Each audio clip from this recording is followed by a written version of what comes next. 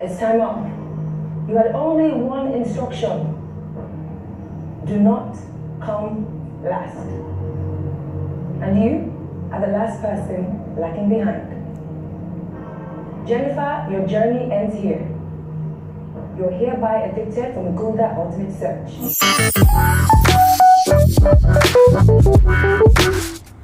Like guys, I have tried in 1 million ways, over 1 million times, to wrap my head around how it is possible to carry 3 rolling balls on a slab across all those hurdles across the field, you know, climbing over the hurdles, going over the hurdles, standing over the hurdles, and then dropping them at the final point. How is it possible to carry 3 balls? Like guys, I was so freaking frustrated at Jennifer tonight. At some point, I felt like giving her a virtual knock on the head. Like, how did she just waste so much time on those 3 balls? So annoying. I mean, the instructions were clear enough. 5 balls, 3 opportunities. What do you have to do? Calculate. Ask yourself, can I balance 5 balls at once on my slab and go through all those hurdles before getting to the end point of the field? No! You require balance. You require stability. You require concentration. Most importantly, you require balance. Aside calculation, that was all Jennifer needed. She needed to calculate, but no, she was looking at Esitima. And guys, that is one of the things that tends to frustrate me sometimes when I'm watching the Gulder Ultimate Search show with these contestants. It's so annoying. Jennifer could have scaled through.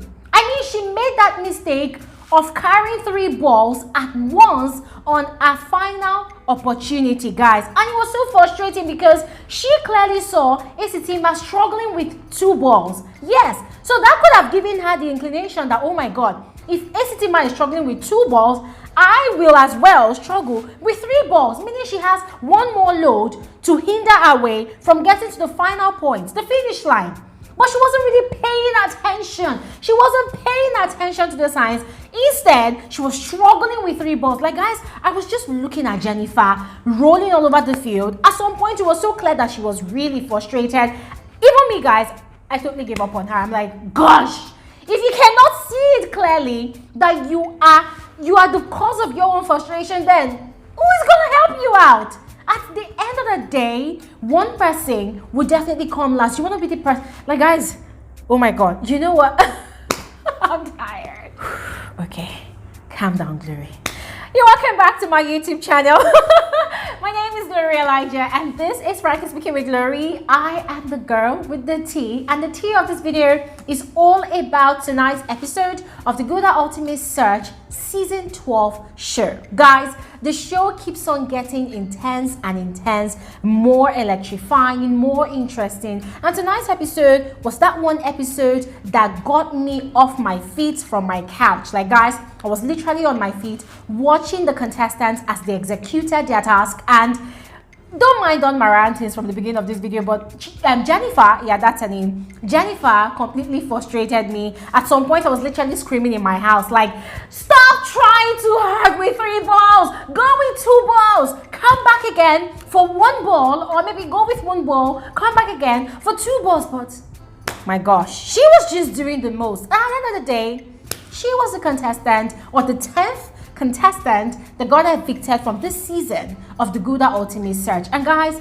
I know that she would be regretting by now, you know, that decision she made to be struggling with 3 balls at a go. But anyways, guys, it wasn't just about the task. It wasn't only about the impromptu eviction, which also took place in the open field. And that was another wow factor that happened on tonight's episode of the show that actually got me giving the organizers some serious accolades. I mean, if there's any one thing that I really enjoy from reality TV shows in general, it is that element of surprise.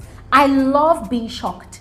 I love being surprised. I'm very good at making my predictions. I'm very accurate, sometimes 99% of the time when I give my predictions, you know, but when a show is able to take me unawares, able to shock me, I admire it. And that was exactly what happened tonight. I did not see it coming. I have been used, forever, from time immemorial, to seeing the eviction process taking place at the place of the talking drum. But on tonight's episode, it happened in broad daylight, right there and there on the field. And guys, if you remember, last week Saturday, Tokemakinwa, the host, had actually informed the remaining contestants that from this week, that they will begin to execute tasks individually. Eviction will no longer be by clan, but individually.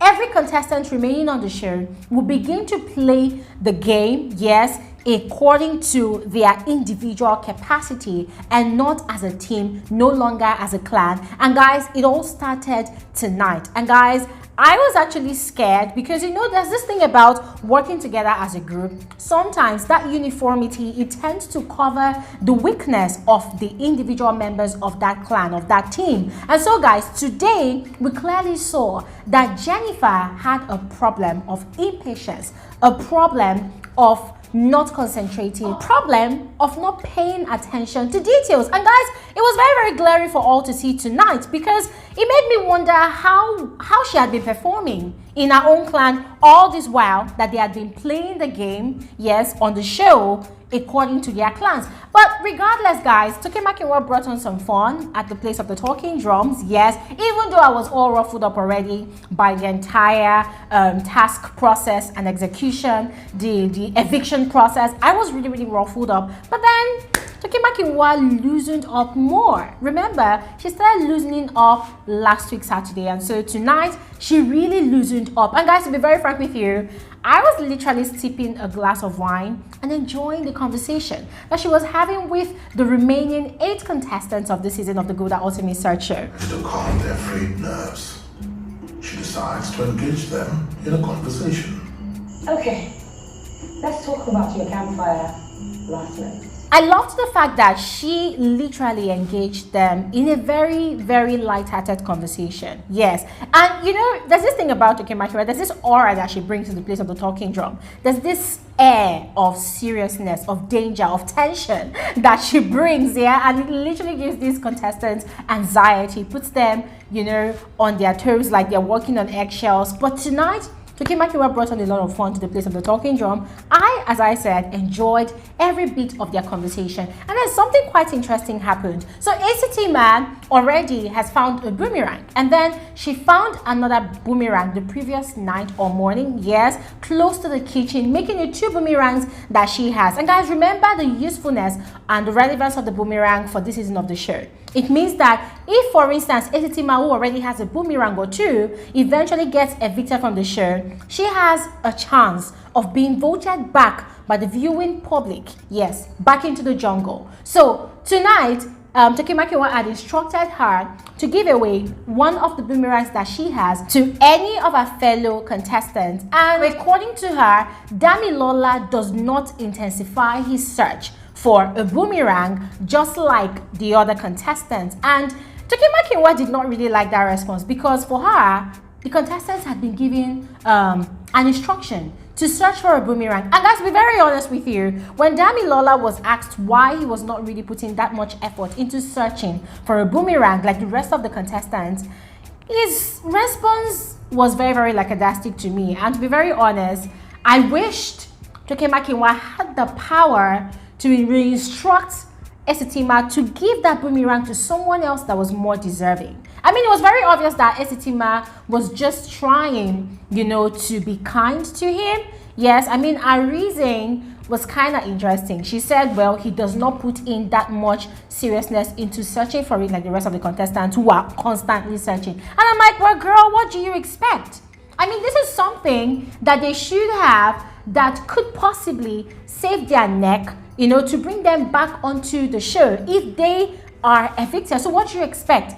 They will definitely put in a lot of effort and desperation into looking for their one-way ticket back to the show in case of eventualities, you know. And then Damilola's response, as I said earlier, was just too lackadaistic for me. It was kind of annoying, yes, and I completely support what Okemakinwa said. Yes, it would totally be an insult to the rest of the contestants that had been putting in so much energy searching for the boomerang. And yes, it was very obvious that the director of the show was literally signaling to Okemakinwa to just allow Esitima to go ahead, you know, with her choice of individual that she wanted to hand over a second boomerang. And I kind of admired that. I mean, it just goes to show that the organizers of the show, they are trying their very best to ensure that every single process of the show is very, very transparent. Yes, I mean, that was what I saw right there, at least.